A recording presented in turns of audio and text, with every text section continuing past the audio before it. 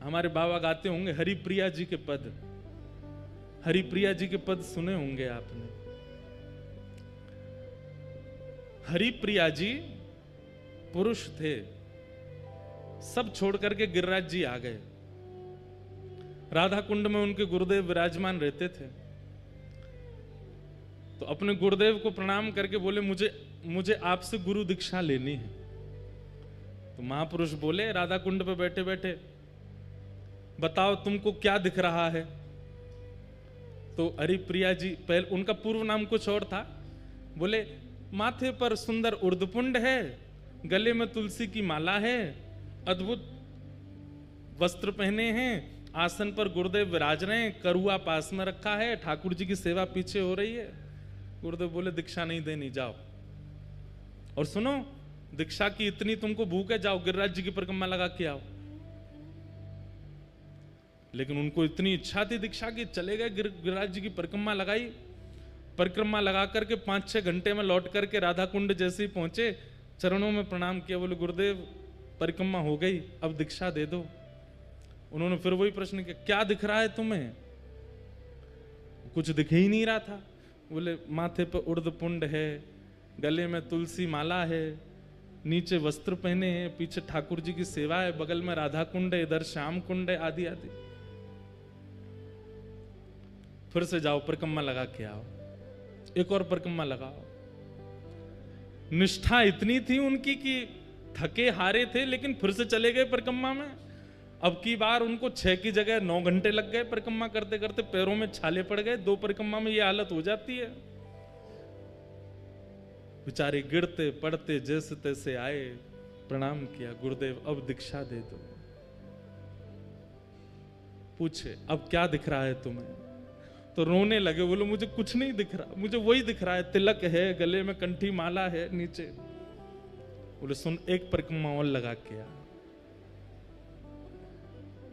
तीसरी परिक्रमा की स्थिति कैसे बन जाएगी हमारे, जबकि गिरिराज जी में बाबा हैं, 3 परिक्रमा लगा में, लेकिन उनकी भाव दशा देख करके आप घबरा जाओगे। एक परिक्रमा में हमारी हालत खराब होती है। गुरुदेव बोले जाओ एक परिक्रमा और लगा के आओ।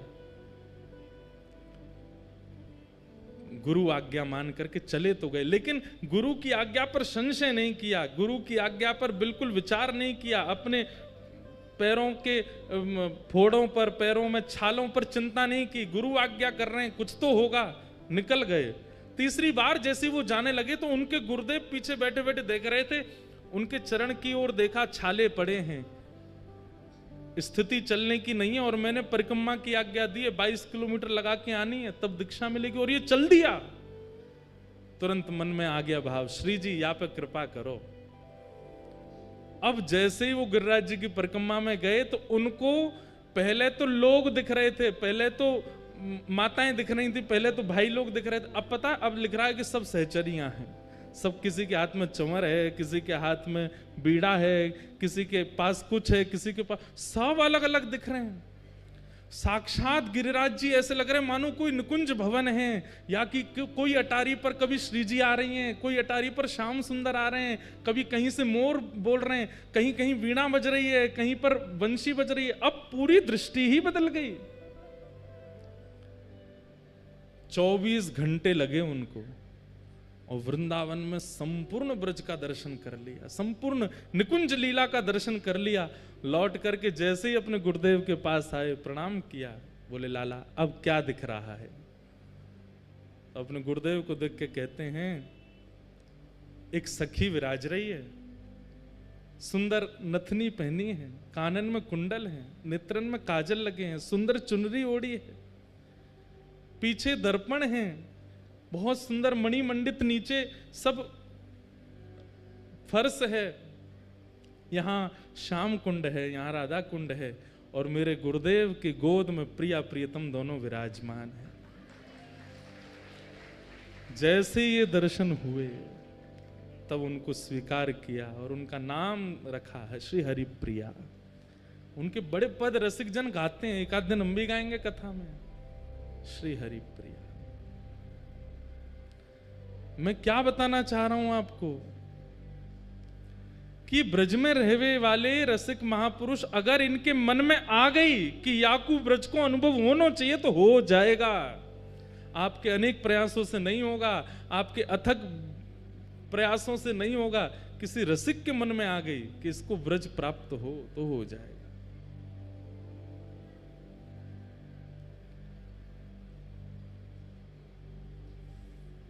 और उसके लिए उनका रूप, उनका श्रृंगार, उनका चंदन, उनका तिलक, उनके वस्त्र वो सामान्य नहीं दिखेंगे, उसमें कुछ अद्भुतता का अनुभव होगा। और जब तक वो अद्भुतता नहीं, जबरदस्ती की मत देखियो, कोई महापुरुष जा रहे हैं तुम जबरदस्ती दे, ये तो देखो नथनी पहन के जा रहे हैं, कानन, जबरदस्ती नहीं देखना है। आपकी दृष्टि पड़ी और अपने आप दृष्टि में कुछ ऐसा भाव है, जरूरी नहीं सहचरी भाव में ही दिखें, किसी अन्य भाव में भी दिख सकते हैं। और तब तक वो भाव प्रकट नहीं होगा जब तक आपका साधन, आपका सेवा, आपकी रसिकन की संग ये सुदृढ़ नहीं होगी, तब तक ये दर्शन नहीं होगा। हम आप सब तो सही बताएं, जबरदस्ती बस आ गए वृंदावन में, हम लोगों को अनुभव है ही नहीं रहे होने की भी। गोपाल भट्ट जी के पिताजी वेंकट भट्ट जी ने महाप्रभु जी को देखा। श्री रंगनाथ भगवान की निज सेवा करने वाले वेंकट भट्ट जी बाहर आए और आकर के हाथ जोड़ के कहा, आप कौन हैं? मैं जब से आपको देख रहा हूं मेरे नेत्र आपसे हट नहीं रहे।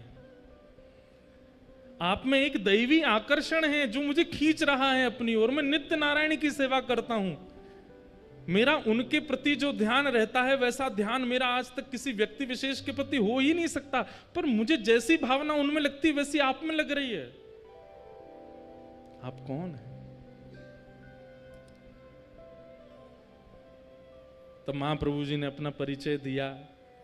बोले, हम अभी विरक्त वेश में हो गए हैं और दक्षिण दर्शन करने के लिए आए, तो यहां पहुंच गए। वेंकट भट्ट जी ने निवेदन किया, बोले कि आप बस एक कृपा कर दीजिए, क्या कहाँ रहेंगे यहाँ पर? कोई निवास स्थान? बोले अभी तो कुछ नहीं। बोले हमारे घर चलिए ना, वहीं विराजिएगा, हम पर कृपा कर देना। ये वृंदावन महिमामृत की रूपरेखा बता रहे हैं, कैसे निर्माण हुआ वृंदावन महिमामृत। चैतन्य महाप्रभु वेंकट भट्ट जी के घर गए। वेंकट भट्ट जी के सुपुत्र हैं श्री गोपाल भट्ट, भगवान की गुण मंजरी। महाप्रभु जी जैसे ही घर पहुंचे, उनकी पत्नी, उनके रिश्तेदार सबने महाप्रभु जी का दर्शन किया। लेकिन जैसे ही श्री गोपाल भट्ट जी ने दर्शन किया, गोपाल भट्ट जी तो मानो जैसे उनकी भी स्थिति ऐसी हो गई, पलक झपकना भूल गए, पैर धर कहीं रहे, जा कहीं रहे, देख करके अपने अपने अपने वश में अपना शरीर नहीं है, ऐसी स्थिति हो गई।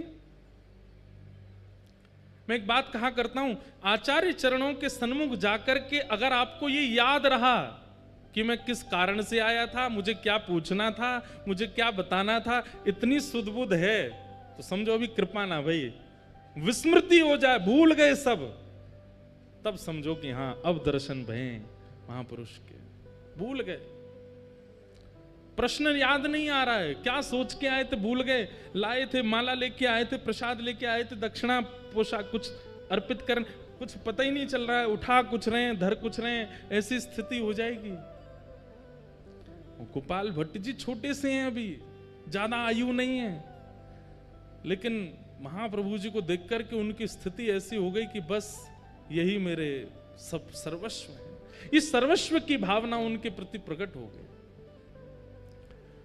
महाप्रभु जी का एक वैष्णव भाव से जैसा सम्मान होना चाहिए, पूरे परिवार ने किया, माला पहनाई, चंदन लगाया, पोशाक उड़ाई, चरण धोए, सबने चरणामृत पिया। गोपाल भट्ट जी के मन में एक भावना आ गई, जब चरणामृत बांट रहे थे तो सबको थोड़ा थोड़ा ही दे रहे थे, मतलब जैसे एक ही बूंद गिरे, क्यों, जितना बच जाएगा सब मैं पी जाऊंगा, सबको बांट दूंगा तो मेरे लिए नहीं बचेगा, ऐसी भावना चित्त में आ गई। तो सब लोग हाथ पसार के खड़े, चरणामृत दो महाप्रभु जी का। तो गोपाल भट्ट जी छुआते हैं और न्यों देते हैं, एक ही बूंद गिरती है, अरे और दो, नहीं इतना ही लो। और जैसे सब में बांट दिया, पता चली सब हो गया, जितना बचा सब पान कर गए स्वयं ही। आहा,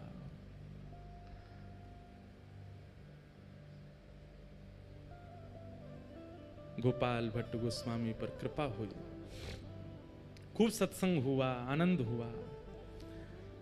अगले दिन श्री चैतन्य महाप्रभु प्रस्थान करने के लिए तैयार हुए। वेंकट भट्ट जी ने निवेदन किया, बोले कि महाप्रभु जी आप कहां जा रहे हैं? बोले अब यात्रा हो गई हमारी, अब आगे चलेंगे। बोले आज आषाढ़ शुक्ल एकादशी है, आज से चातुर्मास प्रारंभ हो रहा है, आपका प्रथम विरक्त वेश है, अब आप नहीं जा सकते यहां से, 4 महीना तो हिल नहीं सकते। और पूरा घर नृत्य करने लगा। चैतन्य महाप्रभु चिंता में बैठे, बोले कि ये क्या हुआ, आज से चातुर्मास प्रारंभ हो गया, मुझे तो याद ही नहीं था। और सबसे प्रसन्न होकर के झूम रहे हैं श्री गोपाल भट्ट गोस्वामी, छोटे से। बोले तो हम पर कृपा करने के लिए ऐसा योग बना है कि आप भूल गए और वो दिन आ गया कि अब आपको यहीं रहना पड़ेगा। महाप्रभु जी बोले कैसे बताऊं कि गोपाल भट्ट तुम गुणमंजरी हो, तुम ही वृंदावन में श्री राधा रमण जी को प्रकट करोगे। और राधा रमण प्रकट करता पर 1 आध 2 दिन 4 दिन की कृपा नहीं, यहां तो 4 महीना एक रसिक, एक महापुरुष की कृपा होगी, दृष्टि होगी, आस्वादन होगा, संग मिलेगा, तभी तो श्री गोपाल भट्ट जी प्रकट करेंगे। श्री गोपाल भट्ट की हृदय वेदना प्रगट्यो शाले ग्राम, रूप सुधा को खान हमारो श्री राधा रमण जी। इतनो प्यारो ठाकुर मिलो है, क्योंकि महाप्रभु जी की। और देखिए कृपा भी कहां, दक्षिण में जाकर के श्री वेंकट भट्ट जी के यहां रंगनाथ मंदिर के पुजारी के घर के बालक के ऊपर। वृंदावन स्वयं चुनता है, आप वृंदावन को नहीं चुनते। वृंदावन को अगर आपको चुनना होगा तो आपको रसातल से ले आया जाएगा, क्योंकि आओ भाई वृंदावन में रहो, तुम वृंदावन के हो। महाप्रभु जी 4 महीने वहां विराजे। वेंकट भट्ट जी के छोटे भाई थे, उनका नाम था प्रबुद्ध भट्ट। वे बहुत पहले ही घर परिवार छोड़ के संन्यास आश्रम उन्होंने ग्रहण कर लिया था। परम विद्वान, परम ज्ञानी और काशी में विराजमान थे।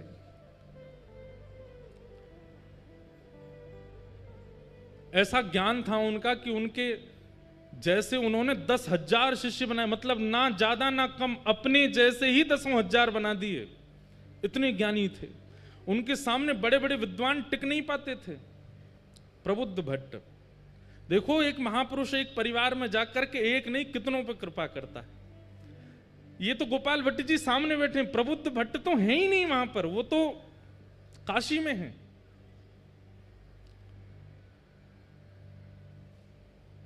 कभी कभी अपने घर की पूछते थे क्या चल रहा है घर पर, तो उन्होंने पूछताछ करी, भैया हमारे दक्षिण में हमारे परिवार में सब आनंद मंगल है। कोई गया था दक्षिण से, उसने जाकर के बताया, बोले महाराज आनंद मंगल, आपके यहाँ तो वेद पाठ आदि सब बंद हो गए, आपके यहाँ पे नित्य पूजा आदि यज्ञ हवन होम होते थे, सब बंद हो गया, अब तो एक ही चीज होती है। बोले क्या? भुजा उठा के हरि हरि बोलो, हरि हरि बोलो, सब प्रेम से बोलो, हरि बोलो, ये सब होता है।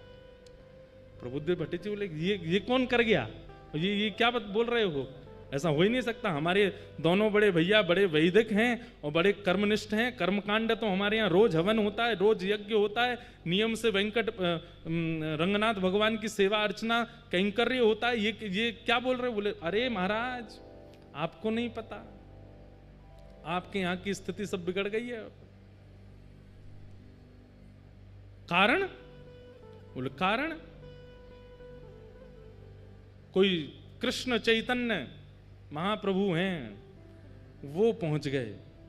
कहते हैं उनको देखते ही प्रेम प्रकट हो जाता है चित्त में, उनको देखते ही भाव प्रकट हो जाता है। उन्होंने जाकर के आपके परिवार के ऊपर ऐसा टोना किया है, सब एक तरफ धर के केवल और केवल हरिनाम संकीर्तन करते हैं। ये सुनकर के प्रबुद्ध भट्ट जी को बड़ा क्रोध आया। बोले इसकी जानकारी बताओ तो मुझे, कौन है चैतन्य कृष्ण? उनके बारे में सब बताया। बोले कि अभी जगन्नाथपुरी में विराज रहे हैं और महाराज इनके ऊपर ऐसी शक्ति है, ऐसा टोन। अब ये तो देखो आज भी होता है, ये आज भी होता है। हमारे चित्र विचित्र बाबा गाते हैं, लोग बाग झूमते हैं, आनंद करते हैं, तो चार लोग बैठ के यूं भी कहते होंगे ये कुछ पी के आते हैं जो इनकी आवाज ऐसी आ जाती है, ये कुछ खा के आते होंगे ऐसा जो इनके स्वर ऐसे हो जाते हैं। हमारी पूनम दीदी जब गाती हैं तो भाव में नेत्रों से आंसू गिरने लगते हैं, उसमें भी लोग बाग बोले जबरदस्ती रोती हैं, इनके भाव नहीं आ रहे हैं, जबरदस्ती। लोग बाग बोलते हैं, लोग बोलना बंद नहीं करेंगे। आप भाव से राधा रमन जी के मंदिर में जाके नृत्य करने लग जाओ, उधर नचकैया खड़ो है, नाच रहो है, ठाकुर जी के आगे भी मान नहीं रहे हो, यहीं पे नाच रहो है। आजकल हमारे लिए भी बन नहीं है बातें, तो क्या ये तो जब महाप्रभु जी को नहीं छोड़ा, जब मीराबाई को नहीं छोड़ा लोगों ने, तो फिर ये हम तो कहाँ नेक नेक से बालक हैं, हमको कैसे छोड़ दें। और ये भी कृपा है आपके लिए। चार लोग यूं कहें पाखंड है तब समझो कि हाँ बढ़िया है, ये भक्ति के आसपास सिक्योरिटी गार्ड तो भी आ गए। हमारे प्रेमानंद जी महाराज बेचारे कैसा राधा नाम प्रचार कर रहे हैं, उनके पीछे भी लोग पड़े रहते हैं, कुछ ना कुछ बोलते रहते हैं, कहते रहते हैं, करते रहते हैं। परंतु ये बात मान लीजिएगा, ये आपकी भक्ति की सिक्योरिटी हो रही है, अच्छा है। भ्रात श्री प्रबोधानंद जी कहते हैं, भ्रातः तिष्ठ टले टले विटपिनाम ग्रामेषु भिक्षाम अटः। नहीं, श्री रूप गोस्वामी कहते हैं, स्वच्छंदम पिबयामुनम जलमलम चीराणि कंथाम कुरु सम्मानम कलयाति घोर गरलम नीचपुमानम सुधा।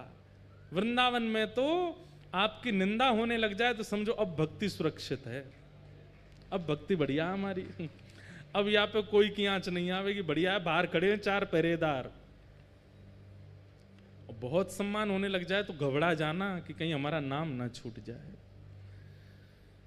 तो प्रबुद्धानंद जी ने जैसे ही सुना, अच्छा प्रकाशानंद नाम हो गया था उनका, प्रकाशानंद जी ने जैसे सुना, अच्छा इसने मेरे घर जाकर के सबको, बोले हमारा वो गोपाल भट्ट, उसकी क्या स्थिति है, वो तो बालक है, वो तो ठीक है, उसको बुला दो। बोले उसकी तो पूछो ही मत, वो तो दिन रात रोते रहते हैं। बोले दिन रात, बोले ठाकुर जी को नहीं, चैतन्य महाप्रभु को याद करके रोते हैं। प्रकाशानंद जी बोले ढूंढो इसको, कहाँ है।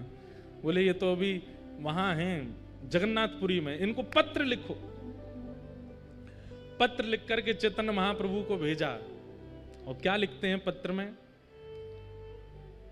अरे चैतन्य, ना कोई नाम, ना कोई सम्मान, ना कोई उपाधि, चैतन्य।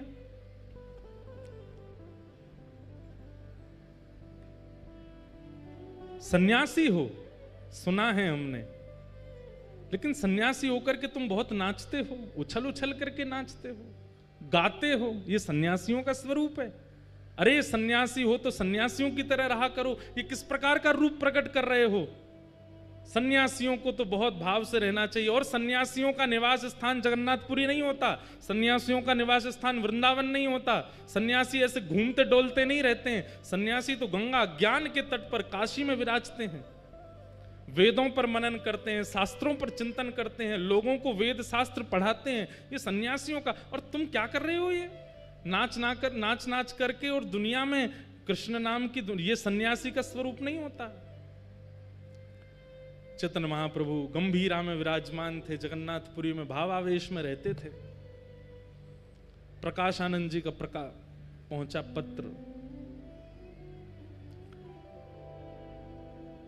पत्र पढ़कर के शिष्यगण सब सुनाने लगे।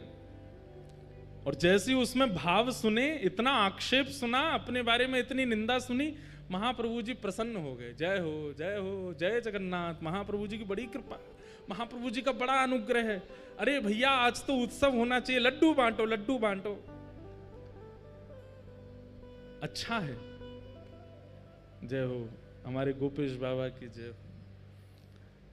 गौ माता की पूरे ब्रजमंडल में और पूरे भारतवर्ष में सेवा के प्रकल्प को लेकर के खूब महाराज जी सजग रहते हैं। ऐसे हमारे महाराज जी को बारंबार प्रणाम।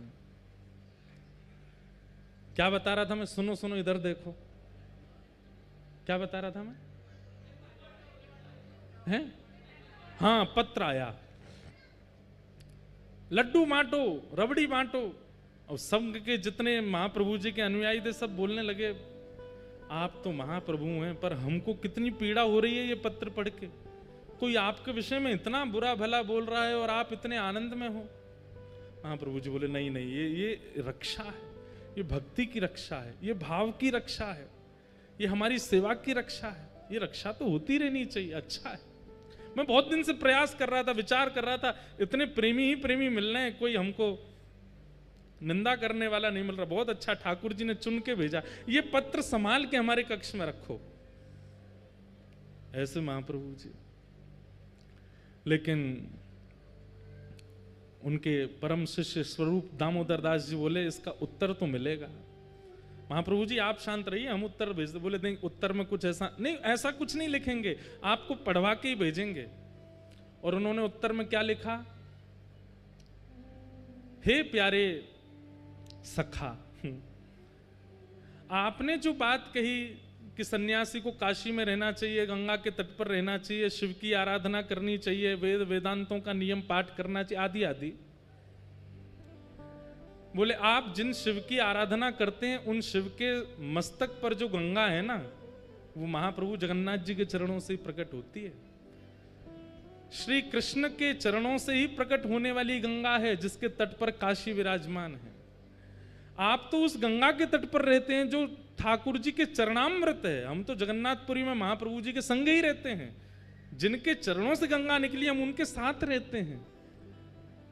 और आप काशी की इतनी महिमा बता रहे हो कि काशी में मुक्ति मिलती है, सन्यासियों को रहना चाहिए, आदि आदि। वहां पर महादेव कान में मंत्र बोलते हैं काशी में। ऐसा कहते हैं मणिकर्णिका पर अगर संस्कार हो जाए किसी का तो जीवन में उसने कितने भी पाप किए हों, महादेव उसके कान में राम तारक मंत्र बोलते हैं, उसकी सीधे भगवत प्राप्ति होती है। काशी में अंतिम संस्कार की बड़ी महिमा है। बोले वहां महादेव भी कान में आकर के राम कृष्ण का ही नाम बोलते हैं। तो इसलिए सन्यासी अगर काशी में ना रहे तो इसमें कोई दिक्कत नहीं है, वो तो साक्षात कृष्ण के साथ रहते हैं। ऐसा करके पत्र भेज दिया।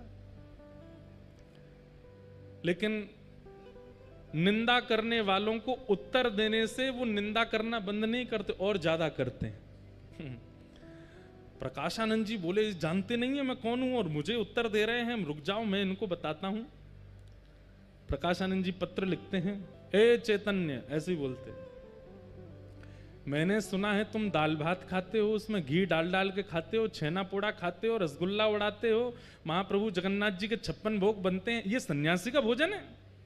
सन्यासी तो एक समय पाता है, सन्यासी को तो ऐसे रहना चाहिए, सन्यासी तो आसन नहीं रखता, सन्यासी अपने भवन नहीं बनाता, सन्यासी ऐसे नहीं करता, आदि आदि सब बात बोल दी। बोले तुम तो नृत्य करते हो, ठुमक ठुमक के नाचते हो, उछल उछल के कीर्तन करते हो ठाकुर जी का, और 56 भोग उड़ाते हो।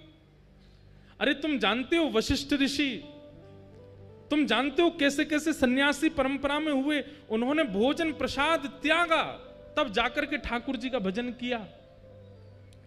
और इतना होने के बाद भी उनके जीवन में विषयों ने कहीं ना कहीं आक्रमण कर दिया, और तुम तो महाप्रसाद पाते हो। और जगन्नाथपुरी में तो एकादशी भी नहीं होती है, वहां तो चकाचक स्कंद पुराण में आकंठ पाना चाहिए एकादशी के दिन। बोले इतना प्रसाद पाकर के, इतने 56 भोग पाकर के तुम सन्यास धर्म का निर्वहन कर ही नहीं सकते हो।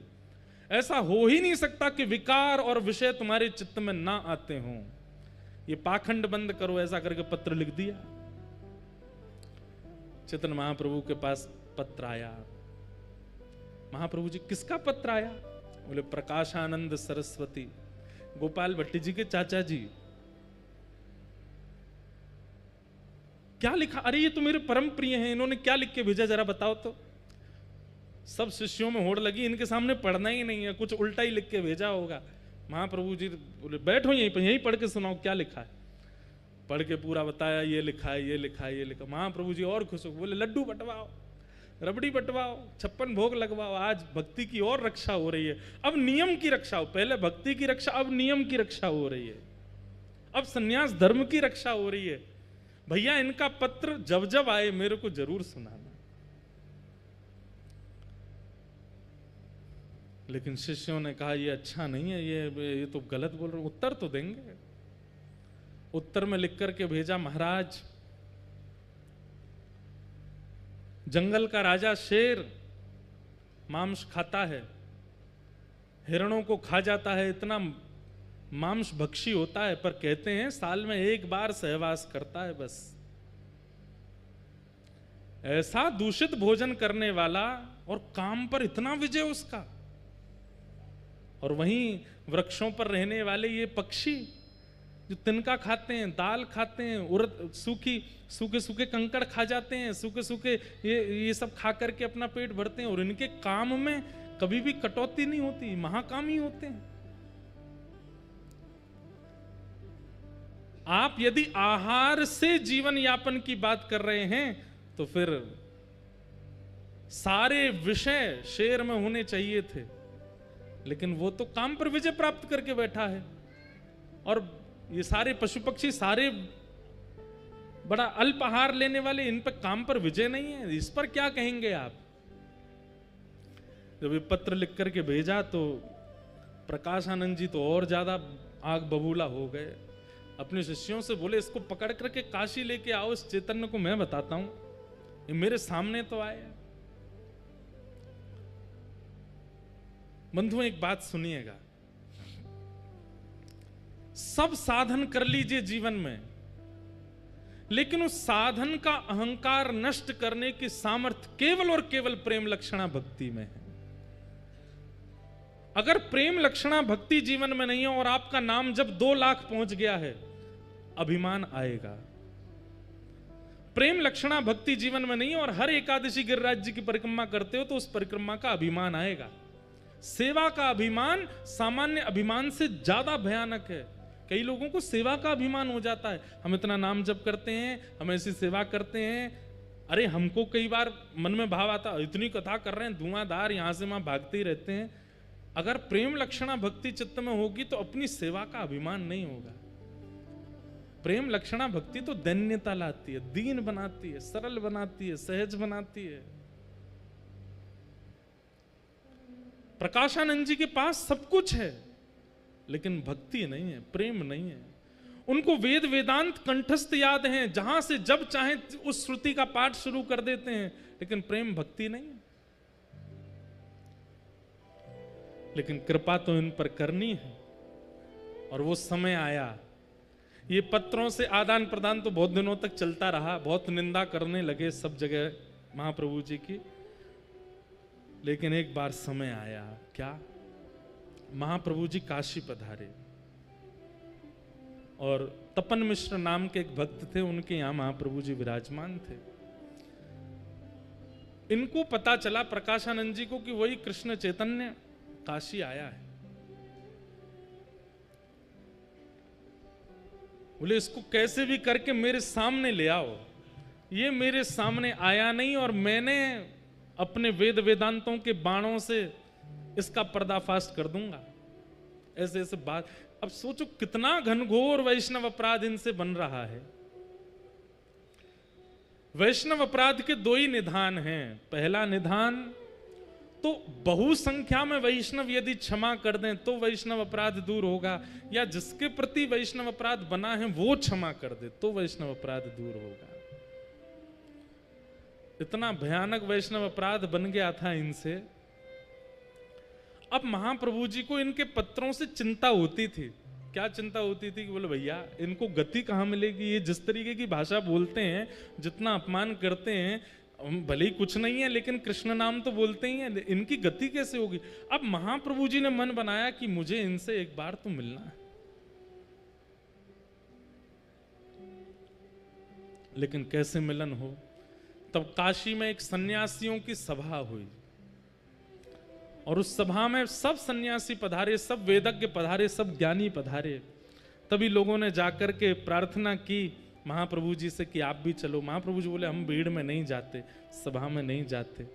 बोले नहीं महाप्रभु जी आप चलेंगे, इतने लोगों को दर्शन होगा, चलिए ना। महाप्रभु जी आए, यहां मंच पर बैठे हुए प्रकाशानंद जी को पता नहीं था कि महाप्रभु जी आने वाले हैं। पूछने लगे, बोले भैया विलंब क्यों हो रहा है इतना ज्यादा, इसको सभा को आगे बढ़ाओ। तभी किसी ने कहा, बोले कृष्ण चैतन्य महाप्रभु आ रहे हैं, उनकी प्रतीक्षा हो रही है। प्रकाशानंद जी ने तो अपनी कमर कसी, सिर पर एक पटका सा बांधा, बोले आज आने दो, आज बढ़िया है, इतनी सभा है, सबके सामने इसको आज देखूंगा। हाथ कांप रहे हैं, क्रोध में पैर कांप रहे हैं, आंखें लाल पड़ गई हैं, ताम्रवर्ण हो गया है, कब आएगा कब आएगा, मेरे सामने तो पड़े एक बार।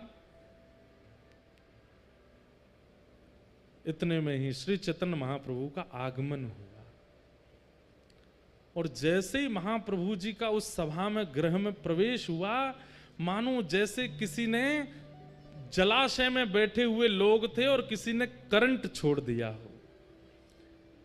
जैसे ही महाप्रभु जी का आगमन हुआ, मानो महाप्रभु जी वहां आए और यहां आगे बैठा व्यक्ति कृष्ण कृष्ण कृष्ण कृष्ण कृष्ण, उसके मुख से नाम ध्वनि प्रकट हो गई। इतने में ही पीछे का कोई व्यक्ति कृष्ण कृष्ण कृष्ण कृष्ण, मुख से नाम प्रकट होने लगा। तभी वहां दूसरा व्यक्ति हरि बोल कहकर के नृत्य करने लगा। पूरी सभा मानो देखते ही देखते देखते, और केवल नाम नहीं प्रकट हो रहा है, नेत्रों से भावाश्रु जल बह रहे हैं, सब भुजा उठा करके नृत्य कर रहे हैं। केवल महाप्रभु जी की उस सभा में आगमन मात्र से यह स्थिति हो गई। मंच पर बैठे प्रकाशानंद जी ने जैसे ही देखा, अभी ये नहीं पता था कि यही चैतन्य महाप्रभु हैं, देखते ही मेरे आंसू क्यों आ रहे हैं, मेरा शरीर क्यों कांप रहा है, कृष्ण कृष्ण कृष्ण, हरि बोल हरि बोल हरि बोल, ये कैसे शब्द मेरे भीतर से प्रकट हो रहे हैं। आसपास के अपने बालकों से बोले, तुमको भी मेरे अंदर से कृष्ण नाम सुनाई दे रहा? बोले जी गुरु जी, ये मेरे आंसू क्यों आ रहे हैं, कुछ सभा में हुआ है क्या? तभी कोई कहता है, महाप्रभु कृष्ण चैतन्य आ गए। बंधुओं, विचार करके मन में भाव आता है, जिनकी उपस्थिति मात्र एक पत्थर हृदय के चित्त में भाव प्रकट कर देती है, कैसे महाप्रभु जी रहे होंगे। जिनको पता नहीं है वृंदावन क्या है, जिनको पता नहीं है कृष्ण कौन है, जिनको पता नहीं है युगल उपासना क्या होती है, ऐसे लोग उस सभा में बैठे हैं, और महाप्रभु जी के आते सबके चित्त में कृष्ण प्रवाहित हो गए।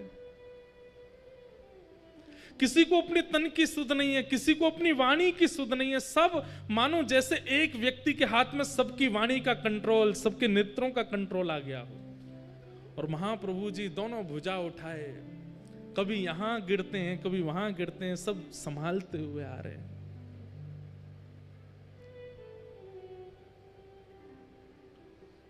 प्रकाशानंद जी अपने क्रोध विरोध को तो भूल गए, मुख से नाम प्रकट हो गया, नेत्रों से आंसू प्रकट हो गए, और तभी चैतन्य महाप्रभु आए और आकर के ऐसे ही नीचे सभा में ही एक जगह सी बना दी लोगों ने। अच्छा, एक बात मैंने पढ़ी कि लोग बाग स्पर्श करने जाते थे महाप्रभु जी का, तो संग में जो उनके गोस्वामी आदि सब रहते थे वो स्पर्श नहीं करने देते थे। क्यों? क्योंकि ऐसी भाव साम्राज्य में रहते थे महाप्रभु जी, अगर किसी ने स्पर्श कर लिया तो वो सह नहीं पाएगा। अपने आप ही पहले जगह कर दी, भैया दूर दूर बैठो, इनका स्पर्श मत करना। महाप्रभु जी आकर के बैठ गए और भाव से बैठ करके सब सन्यासियों को प्रणाम किया, सबके चरण रज को अपने माथे से लगाने लगे।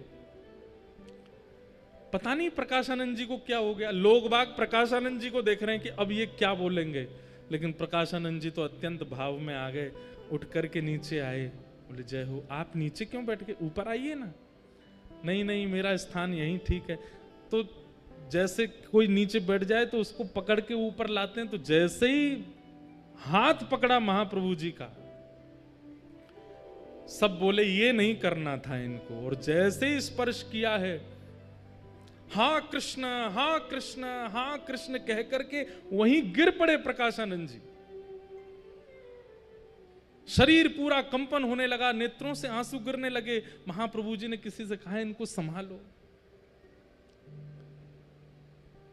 सुनने में इस स्थिति को हम अनुभव ही नहीं कर पाएंगे जो स्थिति होती थी। हमारे अष्ट सखा गाते हैं, एक हमारे अष्ट सखाओं में एक सखा हुए, उनका नाम था छीत स्वामी, क्या नाम था? पहले इनका नाम था छीतू पंडा। क्या नाम था? ये बड़े उग्र स्वभाव के और मजाक मतलब संतों की उपहास करना, उनके मजाक उड़ाना। उस काल में मथुरा आए थे हमारे श्री वल्लभाचार्य जी महाराज, और ये उनकी परीक्षा लेने के लिए गए थे। लेकिन जैसे ही महाप्रभु जी का दर्शन किया, दर्शन करते ही चित्त से सारे विकार खत्म हो गए, नेत्रों से आंसू गिरने लगे। छीत स्वामी जी ने एक पद गाया, और वही पद आज प्रकाशानंद जी के मुख से मानो प्रकट हो रहा हो महाप्रभु जी को देख करके। भई अब गिरधर सो पहचान, भई अब गिरधर सो पहचान, भई अब गिरधर सो पहचान, भई अब गिरधर सो पहचान। मतलब रसिक जनों के दर्शन बिना पढ़े बिना सुने, केवल दर्शन से ठाकुर जी की अपने आप पहचान होने लग गई। ठाकुर जी अपने आप समझ में आने लगे। कहां इतनी कथाएं, इतने प्रवचन सुनने के बाद भी ठाकुर जी का अनुभव नहीं होता, लेकिन एक रसिक की दृष्टि मात्र पढ़ने से ठाकुर जी से पहचान होने लगी। छीत स्वामी जी कह रहे हैं, मैंने कोई साधन नहीं किया, मैंने यमुना स्नान नहीं किया, मैंने कभी जाप नहीं किया, लेकिन इनके सामने बैठने मात्र से मुझे ठाकुर जी के रूप का बोध हो गया। तब उन्होंने ये गाया, भाई अब गिरधर सो पहचान, भई अब गिरधर सो पहचान। कपट रूप छलवे को आयो, कपट रूप छलवे को आयो, पुरुषोत्तम नहीं जान, पुरुषोत्तम नहीं जान, भई अब गिरधर सो पहचान, भई अब गिरधर सो पहचान। भई अब गिरधर सो पहचान, गिरधर सो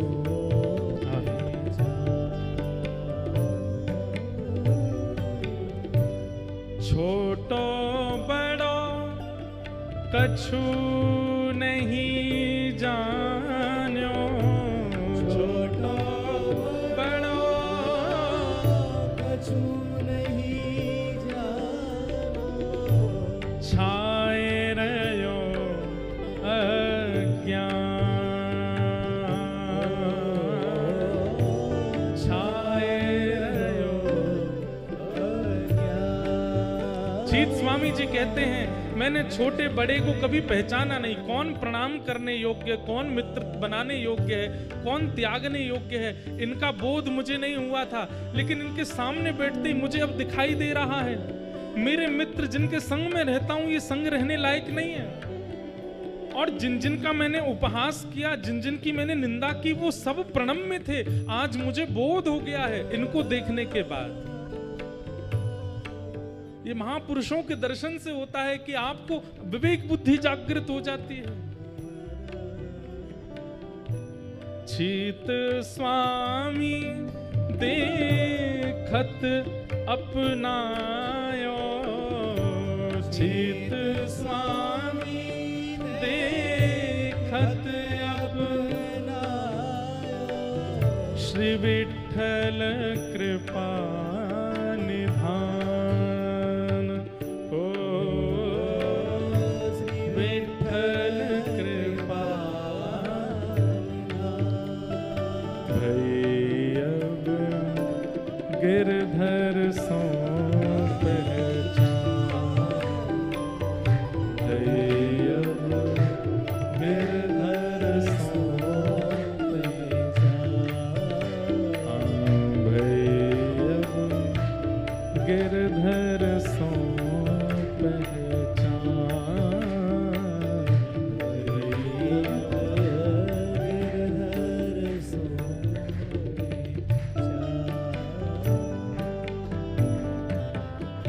यही स्थिति हुई है प्रकाशानंद जी की। महाप्रभु जी को देख करके क्रोध विरोध तो सब भूल भाल गए, नीचे बैठ गए और सामने बस देख रहे हैं अपलक नेत्रों से। मुख से कृष्ण नाम ध्वनि निकल रही है, नेत्रों से अश्रुपात हो रहा है। लेकिन थोड़ी देर बाद अपने आप को समझाने लगे, ये सब माया है, ये जादूगर है, इसने जादू कर दिया, टोना कर दिया मेरे ऊपर। लेकिन दर्शन का कुछ तो प्रभाव होता। प्रभाव क्या हुआ कि वाणी में शीलता आ गई। चाह तो रहे थे कि मैं थोड़ा कठोर बोलूं, कुछ गड़बड़ बोलूं, कुछ उल्टा सीधा बोलूं, लेकिन बोल क्या रहे हैं? कैसे हो आप? ठीक हैं? आप ऊपर नहीं विराज रहे, नीचे ही बैठ रहे। और खुद मन में सोच रहे मैं इतना प्रेम से क्यों बात कर रहा हूं। वो सोच रहे मुझे तो क्रोध करना है, मुझे तो चिल्लाना है इनके ऊपर, लेकिन अब अपने वश में नहीं है। ये होता है रसिकों के दर्शन से। महाप्रभु जी बोले आपकी सबकी कृपा है। प्रकाशानंद जी बोलने लगे मैं आपसे एक शिकायत करना चाहता हूं। बोले क्या? सन्यासियों को इतना नाचना नहीं चाहिए। आप इतना रोते हो, इतना ज्यादा अच्छी बात नहीं है ये। अरे सन्यासी तो पूरे विश्व को ज्ञान देता है, उसकी रहनी उसकी करनी से लोग प्रभावित होते हैं। आप क्या करते हैं इतना? मुझे लगता है आप पढ़ते नहीं हो, आपको पढ़ना चाहिए। महाप्रभु जी बोले हमको तो कुछ आता ही नहीं है, हम तो बिल्कुल अज्ञानी हैं, पढ़ाई लिखाई हमसे होती नहीं थी। तो हमारे गुरुजी ने गलती से बहुत मेहनत करके 6 साल लगे हमको एक श्लोक याद करवाया। बोले कौन सा श्लोक याद कराया? जब बताओ। तो अब वेदक हैं, ज्ञानी हैं, तो सुनने बैठ गए। बताइए कौन सा श्लोक याद कराया? बोले हरेर नाम हरेर नाम हरेर नामैव केवलम कलौ नास्त्यैव नास्त्यैव नास्त्यैव गतिरन्यथा। केवल हरि नाम हरि नाम हरि नाम, इसी से कल्याण होगा। कलयुग में और किसी से कल्याण होने वाला नहीं है। प्रकाशानंद जी बोले और आपने ये श्लोक याद करके जीवन में उतार लिया? बोले हाँ, हमने तो भैया मैं क्या बताऊं, गुरुजी ने ये श्लोक याद करा दिया, फिर हमने इसका अर्थ पूछा तो गुरुजी ने बताया कलयुग में केवल नाम से उद्धार होगा। फिर हमारे गुरुजी ने हमको महामंत्र दे दिया। बोले क्या है महामंत्र? बोले हरे कृष्ण कृष्ण कृष्ण हरे हरे, हरे राम राम राम। बोले बस ये 2 ही आते हैं हमको, और कुछ नहीं आता। और महाप्रभु जी है वो तो सब जानते हैं, लेकिन बोल रहे हैं। प्रकाशानंद जी बोले आप एक काम करो अब। बोले क्या? अब मेरा लड़ने का मन नहीं है आपसे, आप अच्छे व्यक्ति हो, आपका स्वभाव स्वरूप देख के मुझे आप पे कृपा करने का मन हो रहा है। महाप्रभु जी बोले कर दो कृपा। बोले कृपा ऐसे नहीं करूंगा, तो पढ़ने आओ मेरे पास, मैं आपको वेद पढ़ाऊंगा। महाप्रभु जी बोले कब से आना है? आज से ही, आज से बढ़िया दिन है, आज से ही चलो। महाराज प्रकाशानंद जी हाथ पकड़ के ले गए अपने घर पे ही जाकर के महाप्रभु जी को सामने बैठा। बोले पढ़ो हमारे साथ। महाप्रभु जी बैठ गए। 3 दिन हो गए पढ़ते पढ़ते। 3 दिन बाद प्रकाशानंद जी बोले आपको कोई पूछना नहीं है कुछ भी? 3 दिन से हम पढ़ाए जा रहे हैं, आपको सब समझ में आ गया? महाप्रभु जी बोले आपने कहा था सुनना है, समझने की आपने नहीं कही थी। आपने केवल कहा था सुनते रहो, हम सुनते ही जा रहे हैं, समझने की आपने कही नहीं हमसे। प्रकाशानंद जी सिर पकड़ के बैठ गए। बोले यही होता है, ये भक्ति जिन लोगों के चित्त में आ जाती है वो जितना कहो उतना ही करते हैं, उससे अधिक नहीं करते। बोले आप कृपा कर दो। बोले मैंने 3 दिन में क्या पढ़ा तुमको समझ नहीं आया? बोले सुनने के लिए कहा था, सुन तो हम रहे हैं ना, हम इधर देखते ना उधर, आपको देख के सुनते रहते हैं। प्रकाशानंद जी बोले ऐसे तुम्हारी गति नहीं होगी। बोले कैसे गति होगी? बोले इसको समझो भी। 3 दिन और पढ़ाया। 3 दिन बाद बोले अब समझ में आया। बोले अब हमको समझ नहीं आ रहा, हमारे गुरुजी पढ़ा पढ़ा के हार गए, वो नहीं समझा पाए, आप क्या समझाओगे हमको? बोले इतनी सरल भाषा में बोल रहा हूं फिर भी आपको समझ नहीं आ रहा। अरे ये तो शंकराचार्य जी की वाणी है, ये तो समझ में आनी चाहिए आपको, आद्य गुरु शंकराचार्य कह रहे हैं। महाप्रभु जी कहते हैं सुनिए सुनिए मेरी बात सुनिए। प्रकाशानंद जी बोले क्या क्या सुनना है? बोले आद्य गुरु शंकराचार्य जी ने पूरे विश्व को वैदिक ज्ञान प्रदान किया, लेकिन जब अपनी माताजी पधारने की स्थिति में थी ना, आद्य गुरु शंकराचार्य जी, बड़ा अच्छी चरित्र आता है कि शंकराचार्य भगवान बचपन में अपनी मैया से बोले, मैया मेरा जन्म संसार की चीजों को भोगने के लिए नहीं हुआ है, मुझे विरक्ति लेने दो, अभी से मुझे घर त्यागने दो। तो माँ इनकी रोने लगी, पकड़ लिया, बोले मैं तुझे नहीं छोड़ूंगी।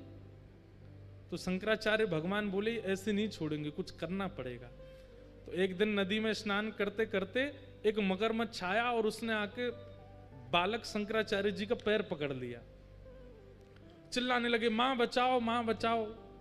मां पकड़ के खींचे लेकिन मगरमच्छ छोड़े ना। बोले बेटा मैं क्या करूं, ये तो छोड़ ही नहीं रहा है। तो शंकराचार्य जी बोले एक ही तरीका है मां। बोले क्या? मुझे घर छोड़ने की आज्ञा दे दो। आप यदि मुझे घर छोड़ने की आज्ञा दे दोगे ये मगरमच्छ तुरंत चला जाएगा। इसने मुझे इसलिए पकड़ा है क्योंकि मैंने अभी तक संन्यास ग्रहण नहीं किया। नहीं वो तो नहीं छोड़ूंगे तो फिर मां ये खा जाएगा मुझको। अब मां ऐसी दुविधा में, छोड़ूं कैसे, इकलौता पुत्र है, और नहीं छोड़ूं तो मगरमच्छ खा जाएगा। तो मां बोली ठीक है बेटा मैंने आज्ञा दी, छोड़ दे तू संसार। और जैसे ये बात कही इतने में मगरमच्छ मुंह खोल के वहां से भाग गया, छोड़ छाड़ के चला गया।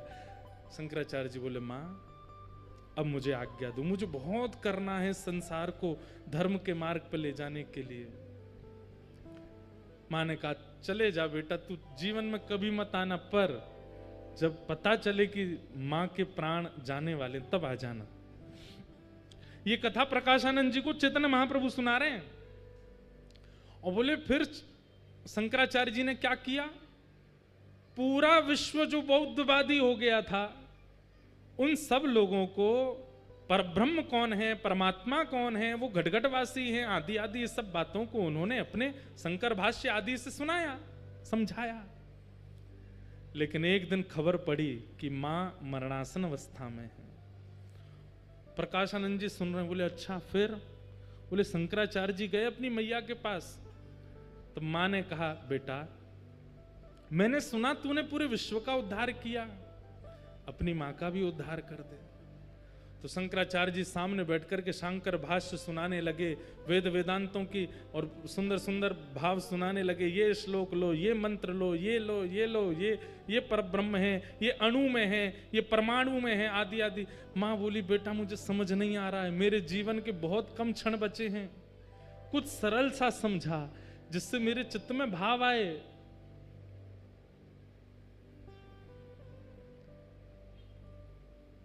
तब पता है प्रकाशानंद शंकराचार्य जी ने क्या सुनाया?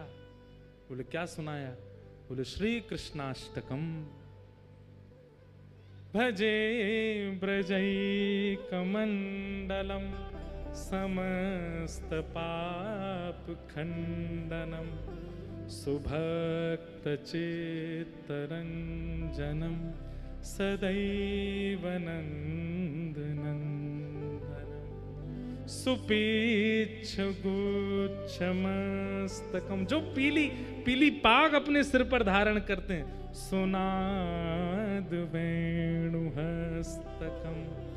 अनंगरंग सागरम नमामि कृष्ण नाम। और ये सुनते सुनते शंकराचार्य जी सुनाते सुनाते रो रहे हैं, और सुनते सुनते मां के नेत्रों से अश्रु निकले और भगवत धाम की प्राप्ति हो गई। अपनी स्वयं की जन्मदात्री मां के लिए शंकराचार्य जी कृष्णाष्टकम गाते। और आप मेरे को यहां पे वेद वेदांत पढ़ाने बैठ गए हो। गति तो कृष्ण नाम से ही होगी प्रकाशानंद जी। प्रकाशानंद जी बोले इसका प्रमाण दो मुझको। तो प्रमाण दे दिया। बोले वहां लिखा है, इस बात का प्रमाण दो, उसका प्रमाण दे दिया। बोले नाम से गति होगी, इसका प्रमाण दो, प्रमाण दे दिया। प्रमाण प्रमाण प्रमाण प्रमाण, इतने प्रमाण दे दिए प्रकाशानंद जी को। लेकिन कुतर्की व्यक्ति के प्रमाणों से काम नहीं चलते, वो तो इसका भी प्रमाण लेके आओ। तो चैतन्य महाप्रभु को क्रोध आया, और जैसे ही आवेश में क्रोध आया, षड्भुज रूप धारण करके चैतन्य महाप्रभु प्रकट हो गए सामने। बोले तुझे प्रमाण चाहिए, देख प्रमाण, मैं ही प्रमाण हूं। और राम कृष्ण युक्त जब महाप्रभु जी का दर्शन किया, हाथ में धनुष बाण लगे हैं, कर में वंशी लगी है, जब षड्भुज रूप का दर्शन किया, बस एक क्षण के लिए दर्शन दे करके महाप्रभु जी ने तुरंत अपने भाव को अपने अंदर व्यवस्थित किया और चले गए वहां से। प्रकाश आनंद जी तो रो रो के बुरा हाल हो गया उनका, बोले कि ये सामान्य नहीं है, ये साधारण नहीं है, ये कोई टोना टोटका जादूगर नहीं है, ये तो साक्षात श्री कृष्ण है, ये साक्षात श्री राम है, ये साक्षात परमात्मा ही इनके चित्त में विराजमान है, मैं इनको सामान्य पुरुष समझ रहा हूं।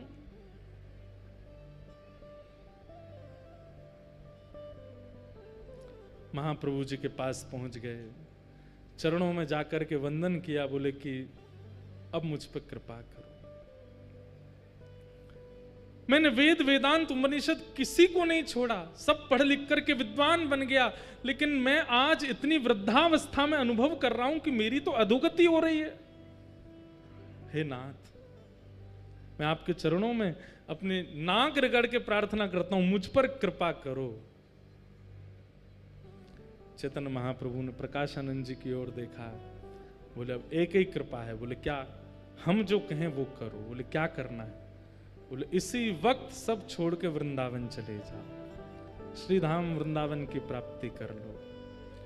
और श्री वृंदावन में जाकर के वहां आपको रूप गोस्वामी मिलेंगे, सनातन गोस्वामी मिलेंगे, मधु पंडित मिलेंगे, आदि आदि सब मिलेंगे।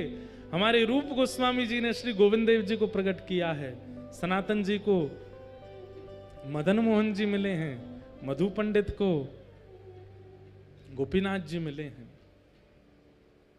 आपके ही परिवार का एक बालक गोपाल भट्ट, जिसका नाम सुनकर के आप इतने बौखला गए थे, वह भी आएगा वृंदावन, और उसके यहां भी ठाकुर जी प्रकट होंगे।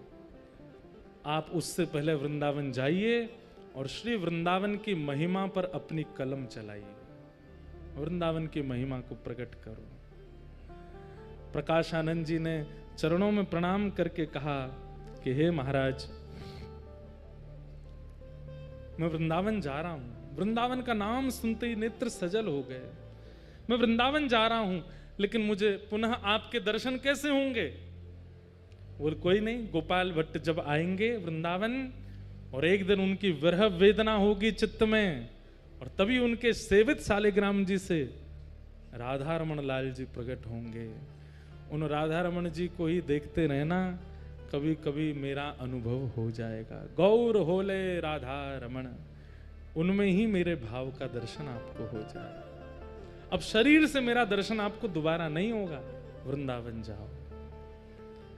और श्री प्रकाशानंद जी महाराज वृंदावन के लिए निकले, चरणों में प्रणाम करके बोले पहले मेरा नाम बदलो, ये प्रकाशानंद नाम ही हटा दो, इसने मेरा सर्वनाश ही किया है, मेरा नाम बदल दीजिए।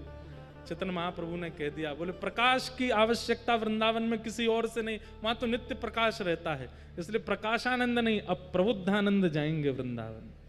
और प्रबोधानंद जी को वृंदावन भेजा, जिन्होंने वृंदावन की रस भी थी और कुंज गलियों में जाकर के वृंदावन महिमामृत ग्रंथ की रचना की। बोलो वृंदावन बिहारी लाल की जय। ऐसे श्रीधाम वृंदावन का प्राकट्य श्री प्रबोधानंद जी ने किया।